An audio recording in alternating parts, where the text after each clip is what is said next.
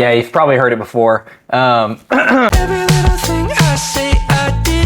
Every little thing I say I do. So the lead line and the chorus of Every Little Thing I Say I Do is something called the East Asian Riff, and it's in a lot of songs. It's in Kung Fu Fighting, Japanese Boy, Rush,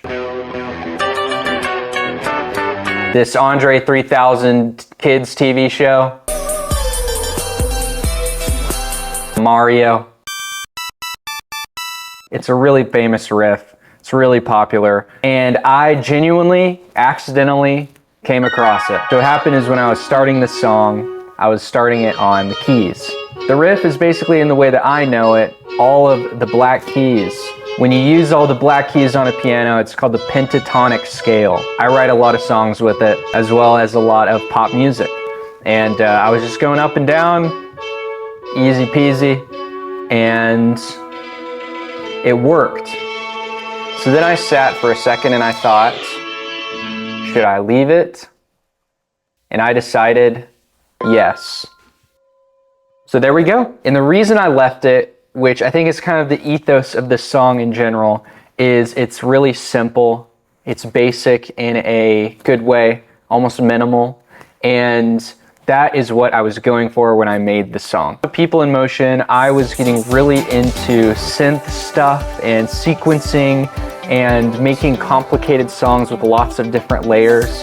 And I kind of reached a point where I was pretty fatigued and I wanted to make things that was simpler. When I first started making Dayglow songs, the initial idea was I was going to make music with enough layers that could be played live legitimately by a 5-piece band. I kind of strayed from that. I mean, we were playing a lot of the stuff in the People in Motion tour live. We built these like keyboard shells with different synths in it and stuff, and we were doing a lot of it live, but it's kind of stressful how much we relied on computers. I wanted to step away from that, so I sold a lot of my synths on Reverb. I don't know if any of you remember that. I went back to the basics and I set up the same setup that I had when I made Fuzzy Brain. A computer, a Rode NT1, one guitar, one bass, and a lot of Logic stock stuff. And I wanted to make a song with that because I think having restrictions fosters a lot of creativity. You kind of learn that by being exposed to a bunch, and I had a bunch of stuff and it's cool, and now I have a bunch of stuff again. But it's good to go in those cycles when you're a creative person of using tools, but then also like not letting the tools use you, you know what I mean? And getting creative with what you have rather than being obsessed with what you have and not being creative with it. I think a lot of gear people tend to be that way. You kind of go in this like cycle wormhole of these instruments which are designed to help you make music, and rather than making music you just like obsess over the instrument, which can be really fun. But for me, I'm interested in like making songs, and so I want to set up the best way to make songs. I actually recorded Every Little Thing I Say I Do in an Airbnb in Laguna Beach, California. Another thing I wanted to do is not have a strict studio setup. I wanted to be in untreated rooms in unfamiliar places and see what came from that, like lack of feeling familiar. I can definitely be kind of a hermit and a homebody and just stay in my studio all the time. So it was good and refreshing and obviously really inspiring when I made some songs with no sophisticated setup at all, which I hope watching this, like if you're an artist, which I'm assuming a lot of you are, you don't need any of this crap. Like, I really don't use that much stuff. I mix all my music myself. I produce it. I do it in the box. This is an untreated room. I like little gadgets and bleepy bloopy things that are fun and inspiring. And it's honestly just like, you know, toys to me. Really, like when I made Fuzzy Brain, which is a really special album, I had no money. Granted, I was 17. I was using a version of Logic, which I torrented, which means illegally downloaded, which I've since bought Logic. I told myself, the day that I make money off of making music, I will first buy Logic. which I did. I was using all stock plugins, and I made some of my favorite music that I've ever made doing that. If you see some of the things that I have and you think, oh, that could really, really help the vision that I have already in my head to accomplish, then that's cool, but none of these things are like the solution, you know? The solution to making cool art is never this stuff. It can be inspiring and it can spark, but I really think the best art rather comes from using the least amount as possible and using your heart the most. With all that to say, let's check out this freaking file. Don't look at any of this. This is classified. Okay. So if you've seen my past How I Made videos, you would know that my projects get pretty complicated and there's a lot of layers. I was very much focused on staying as precise as possible, keeping it simple. Some of these are like subfolders. I guess why don't we start with, let's start with guitars.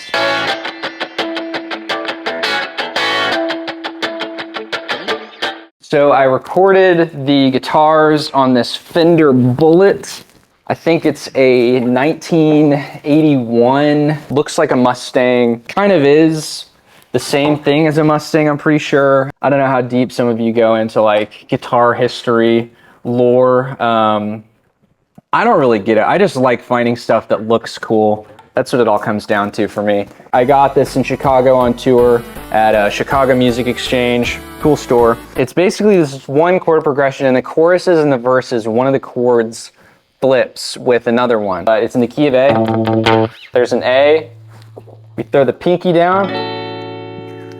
Remember that shape, because that's what we're gonna do on all the chords. So we go A, back, into the E, do the same thing, into the B, exact same thing, into this minor chord. What is that? That's a B minor something. And then you throw your pinky on the bottom string.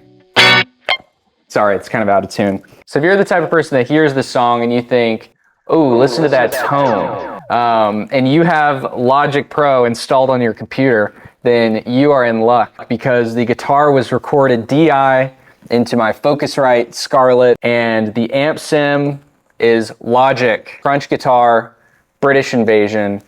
Boom, I love this sound, it's great, it does the job. Recorded one take, doubled the take, one pin left, one pin right, you know the drill.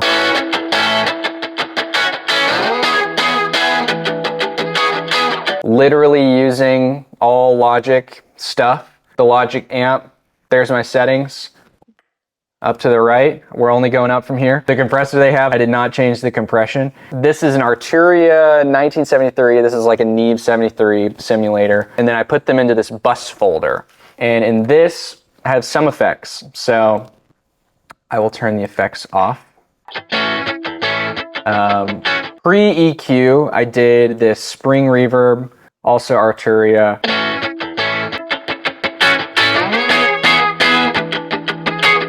There's a slight surf rock twang going on in the spring reverb, but I wasn't really using it intensely, like kept it short. I blended the preamp around there. What I like about this plugin, and I think is cool, it has this mono stereo width thing, and it is left and right already, pan left and right, but when I turn this on, it's almost like a room reverb that just like widens it and fills in those gaps towards the middle of the pan. Then I turned on Neutron. I guess it's mostly using this like exciter. Yeah, that's definitely what's going on. Exciter is kind of like a saturation type thing. Lots of plugins can do it. You don't need Neutron. I think there's one that Logic just released on their update, I think. But they have like a new saturation plugin that looks really cool. There's not one way of doing things. And then after processing both of those, just taking out the lows, because the bass will fill that up. Now let's check out the lead guitar. Lead guitar I played on the Bullet as well. So yeah, something I've been doing lately is just like adding single note things or like accents through like an octave, just to make it feel like there's dynamic throughout the whole song and it's not just a loop throughout. just kind of playing around the pentatonic scale. So low in the mix. You would never even know it's there. So yeah, there's kind of this like this swell pad guitar going on during the choruses, layered with this guitar following the lead melody. In the second chorus, there's a guitar that doubles the bass line.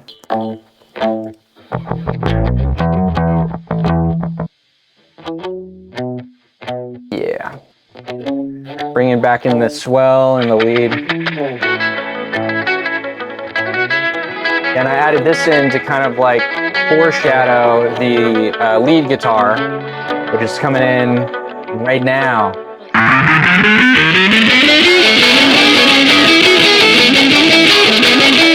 So let me blow your little minds once again, because I have gotten comments about this guitar tone. It's like, your guitar tone. But this is built off, for the most part, a Logic preset, an electric guitar, experimental guitar, crusher, without the effects that I added, which stops there.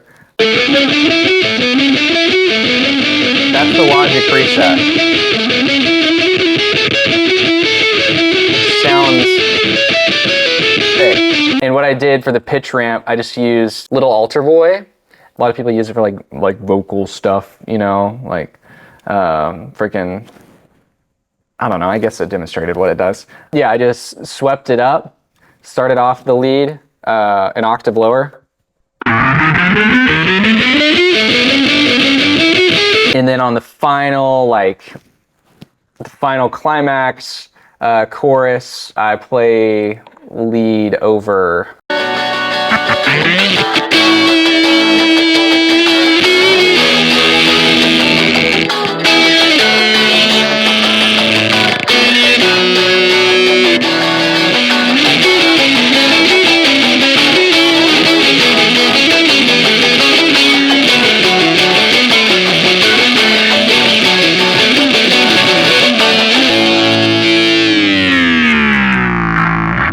I'm basically like soloing there when I'm recording, and I have an idea, and I've in that moment written that solo. But I tried with this song and the music I've been making lately is just let go of that perfectionism and just record it, leave it, freaking close the door, walk away, and then come back in an hour and be like, oh yeah, that sounds fine. Because it's so easy to get locked in your head and just waste your time and not release or finish what you're making because you're overthinking this thing. So with this lead, I was just basic, and I was thinking while I'm playing, I'm like, this is so dumb and basic, but then it ends up sounding sick, in my biased opinion. So there's the guitars, then we'll go to bass.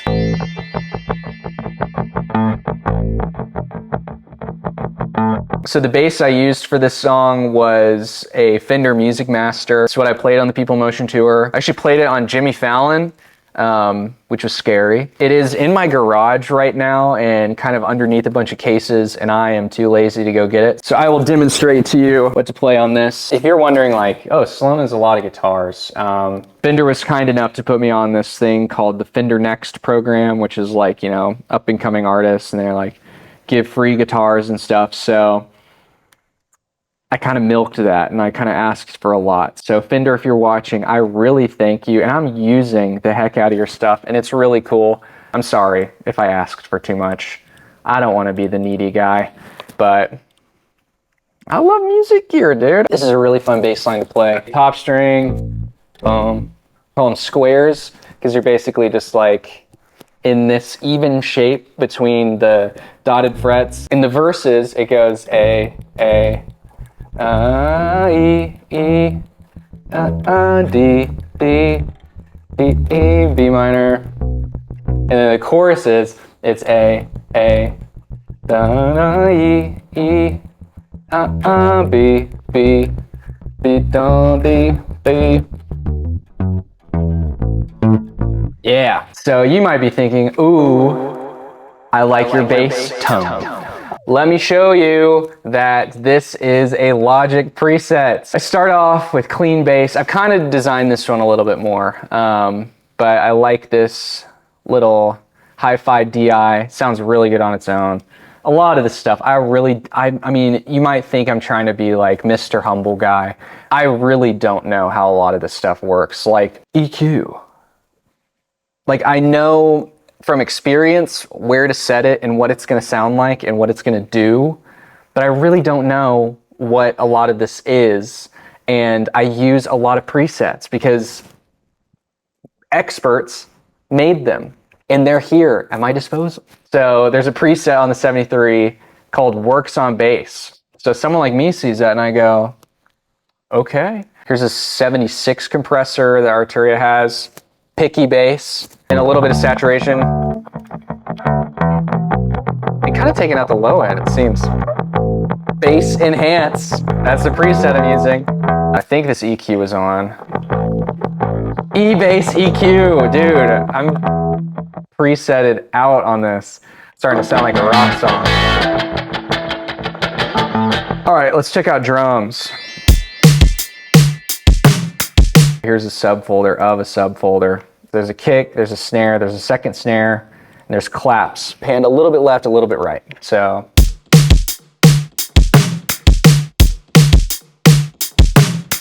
This is something that I've found to be really useful, is like finding hi-hat loops, if you're programming it, to make it feel more human. Which is that programmed? I think it is. Now that I'm listening to it, that sounds fake. But if you want your programmed drums to sound more real, whatever that means, look no further, because this is what I do. I use Logic's Bass Designer plugin, which is a reverb plugin that's more like room reverbs. That's what I use it for. And they have these presets in small spaces, like all these drum rooms and guitar rooms. This I use Drum Booth 4. You just mix it to your needs. So like,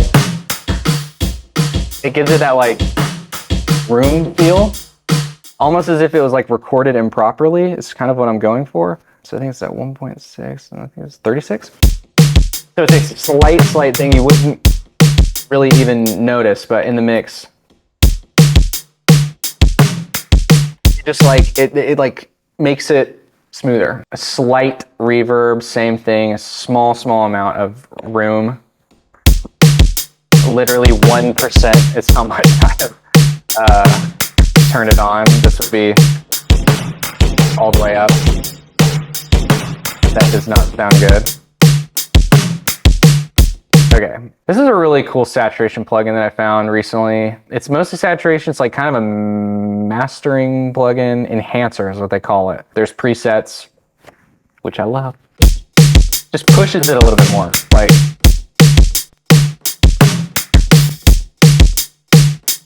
so that's pretty much the drums, and then I have some splice loops that I put in of some different tambourines, layers.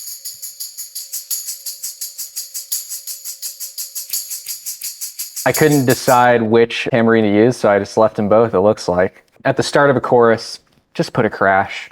Just do it. It's gonna feel good. Don't turn it up too loud, but just put a crash. It'll be good. Does it all. I think of like a Western movie, which in this song, there's kind of like a cowboy thing going on, like with the surfy spring reverb. There's without. With. I use that as a transition throughout the song. So now let's look at the synths. This is a preset. It's this pad that sounds dumb. I was like, oh yeah, I'll use it. So just threw it on the intro. I tuned it to where that's an A preset on this plugin called Repro 5. It's a really good synth plugin if you're looking for a good VST synth plugin. So during the guitar solo, there's this crazy like Game Boy ARP. It just feels like euphoric and fun, and you know, we need more of that in music. Yeah, I'm using Repro 1 with this. And it's a preset. and I changed the rate.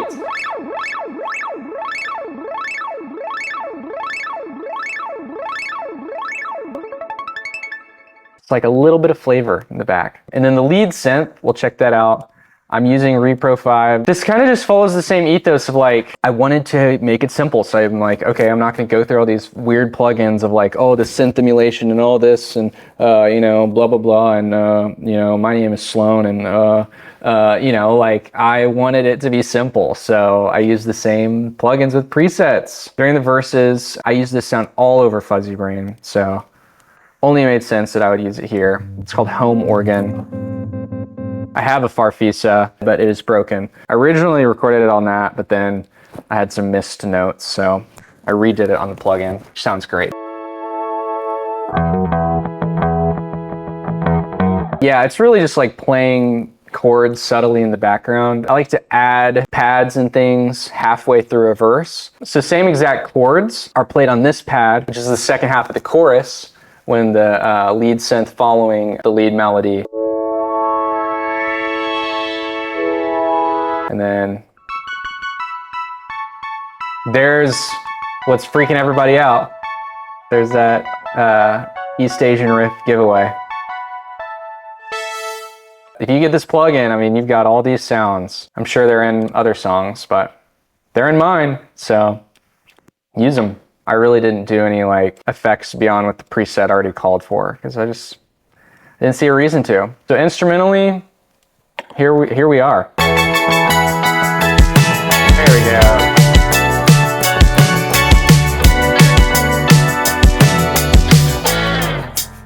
So last but not least, let's look at the vocals. Yet every little thing I say I do. So the vocals were recorded in one take. There's a main vocal. I did not do doubles. I did a lower octave, but I didn't do like the 3 method, like left to right center, not spliced. This was the demo vocal take that I did, and I just left it. I tried to re-record vocals because that's what you think you're supposed to do. You think, oh, this is from the demo, so I shouldn't use it, but it sounds great. Don't you know that in my... So here's a plugin that is epic. It's called Clear. This automatically subtracts like room noise and like headphone noise and stuff. Don't you know that in my life I get up so high just to get insecure? I was recording with open back headphones. I don't have an acoustically treated room, so this plugin will save your recordings. Add at the start of your chain. 73, male vocal preset. Don't you? Compressor into another compressor.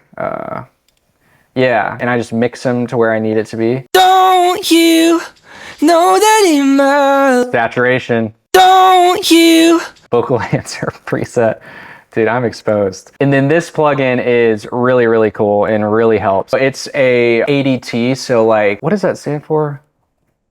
Artificially doubled tracking. Like a lot of Beatles records will use this. It says like crazy sound, but I don't really use it for that. I use it to basically allows a left, a right, and a center. So here's the center vocal, here's the left vocal, here's the right. It emulates the doubling really well. Don't you know that in my life I get up so high just to get insecure? EQ. Don't you? Yeah. Some doubling. Don't you know that in my life? Just to widen it up a little bit more. EQ. Don't you know that in my life? Choruses don't change. There's no vocal automation. There's no splicing. Know that in my life. A octave lower. And I auto-tuned it a little bit harder. Just to get insecure. And it's always been. And then I throw in a woo. King Gizzard style. So not in this exact vocal take, but another one that I was recording. My wife Reagan walked in and she was telling me a story and didn't realize I was recording vocals. And she said, I just thought that was a perfect little thing to add in before the choruses. If you listen close. Yet every little thing I... Just a little Easter egg. It's fun, and it reminds me like this wasn't recorded in a studio. But there's all of the tracks, so let's listen to the chorus. Why not? That every little thing I say I do. Every little thing I say I do. Every little thing I say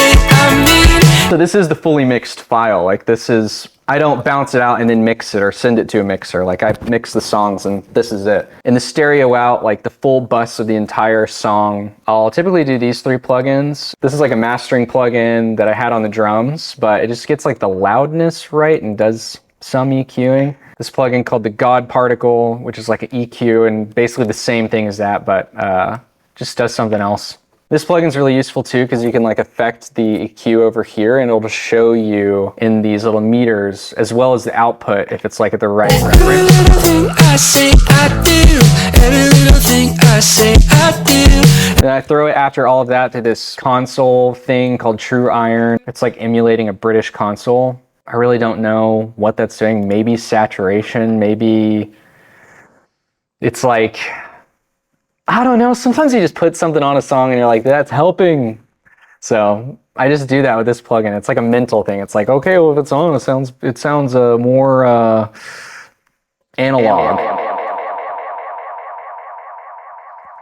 That is how I mixed the song. That's how I made the song. Hopefully you learned something from this. Hopefully it inspired you to make some music and like get out of your own freaking head. Like I need to be reminded sometimes. Just make some rock and roll or make freaking whatever you make. Make a painting or make a video or make a comedy sketch. I don't know, just make whatever you do. Like, we need more like true artists out there that are making stuff not to just like fit the algorithm, but because they love to do it. I'm so stoked to be making these videos again. Hopefully you like them. Leave a comment. Let me know if there's like more you specifically want to see in these breakdowns or more you want to know. But seriously, thanks for listening. I hope you like the song and I'll see you soon.